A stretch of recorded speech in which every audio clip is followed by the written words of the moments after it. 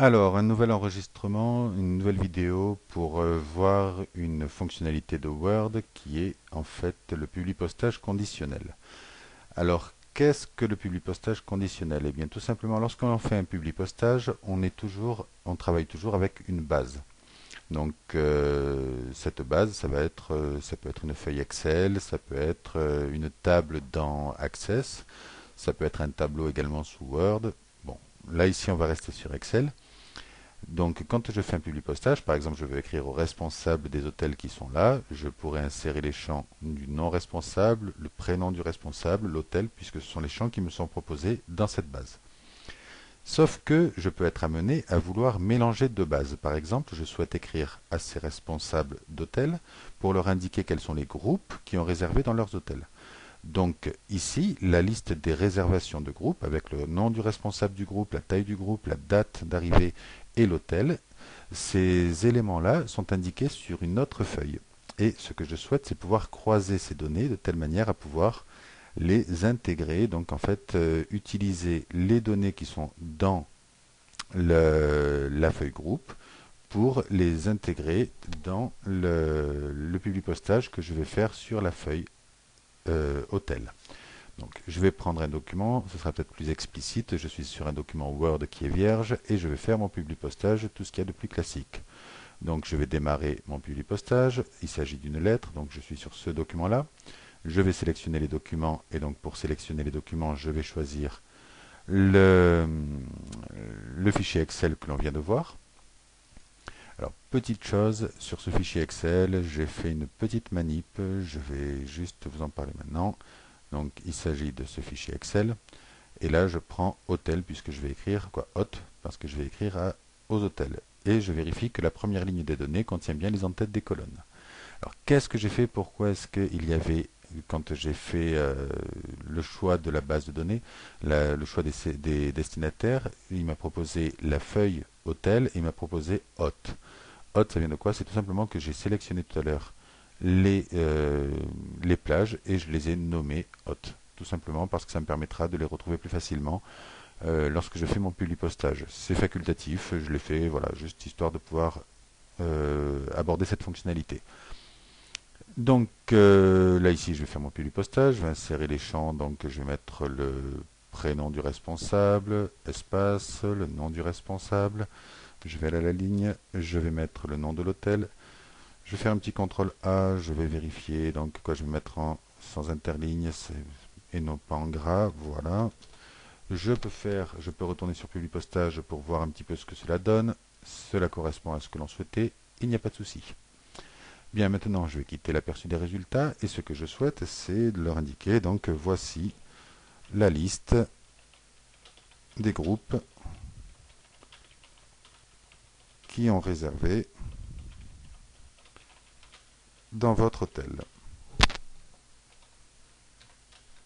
Hop, avec un accent, c'est mieux.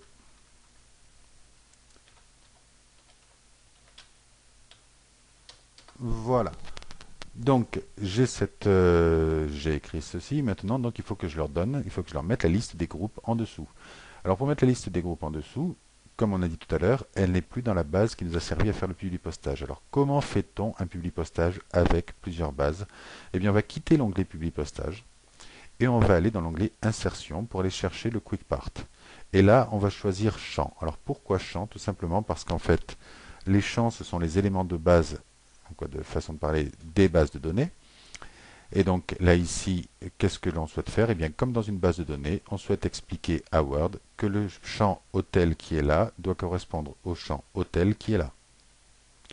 Et donc pour ce faire, on va lui dire qu'on veut créer une relation, et les relations, on les crée dans les bases de données. Donc je sélectionne base de données, je vais insérer une base de données, donc je vais aller la chercher, je vais aller donc récupérer cette base de données ici.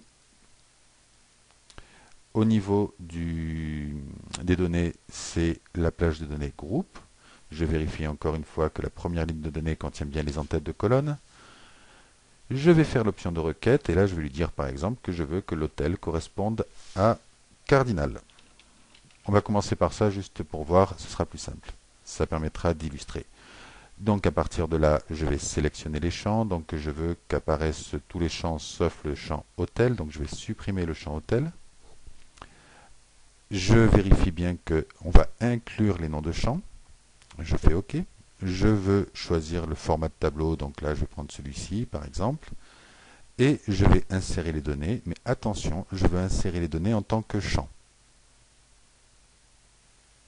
Et là, automatiquement, je me retrouve donc avec la liste des groupes qui ont réservé dans l'hôtel Cardinal. Le problème qui se pose, c'est que je suis dans l'hôtel Olympe. Alors si je suis sur l'hôtel Cardinal, ce sera parfait, il n'y aura pas de souci, mais en étant sur l'hôtel Olympe, ça ne peut pas marcher. Donc il va falloir arriver à expliquer maintenant à Word que je souhaite qu'il fasse le lien automatiquement entre l'hôtel dont les groupes sont indiqués et l'hôtel auquel on s'adresse. Alors pour ce faire, la manip est un petit peu complexe. Je dois me positionner sur donc, ce tableau et je vais faire un majuscule F9. Et là, je vais basculer donc en mode code, en mode champ. Et ce que je souhaite modifier, donc là ici on voit qu'il a sélectionné les champs responsable groupe, taille groupe et date de la plage de données GP. Et là-dedans, on lui avait demandé d'aller chercher que l'hôtel, le champ hôtel, soit égal au mot cardinal. Plutôt que de choisir le mot, je vais lui demander à ce que hôtel soit égal au champ hôtel qui est dans la lettre. Et pour ce faire, donc, je vais supprimer le mot cardinal. Je laisse bien les guillemets. Je vais faire un CTRL F9 qui va insérer une balise. Alors une balise, c'est quoi? C'est tout simplement des accolades qui vont indiquer à l'ordinateur que ce qui se situe dans cette accolade est une fonctionnalité. C'est-à-dire qu'il ne s'agit pas d'un texte, d'une présentation ou autre, il s'agit bel et bien d'une fonctionnalité qu'il va devoir respecter. Et là, en l'occurrence, la fonctionnalité, ça va être un merge field, c'est-à-dire un champ. On veut que le champ corresponde, on veut que hôtel corresponde au champ hôtel de la lettre. Voilà, donc là j'ai fini mon champ, je vais rebasculer, je vais refaire un maj F9. Et alors si je fais l'aperçu des résultats, je vois qu'il n'y a rien qui a été modifié. C'est normal parce qu'en fait on n'a pas encore fusionné, donc je vais modifier, je vais fusionner tous les enregistrements. Et à ce moment-là, vous allez voir que effectivement pour le groupe Olympe, donc si je regarde, j'ai le groupe de Bonjean et le groupe de Paulin. Je vérifie dans ma base et effectivement, Bonjean et Paulin avaient réservé pour le groupe, pour l'hôtel Olympe. Et c'est donc je peux continuer et je vais voir donc les autres lettres. Et je vois qu'à chaque fois, il a adapté les groupes en fonction des hôtels qui sont concernés. Roi René, il n'y en avait pas. Et pour le César, il y en avait un. Et voilà, voici la fin de la vidéo.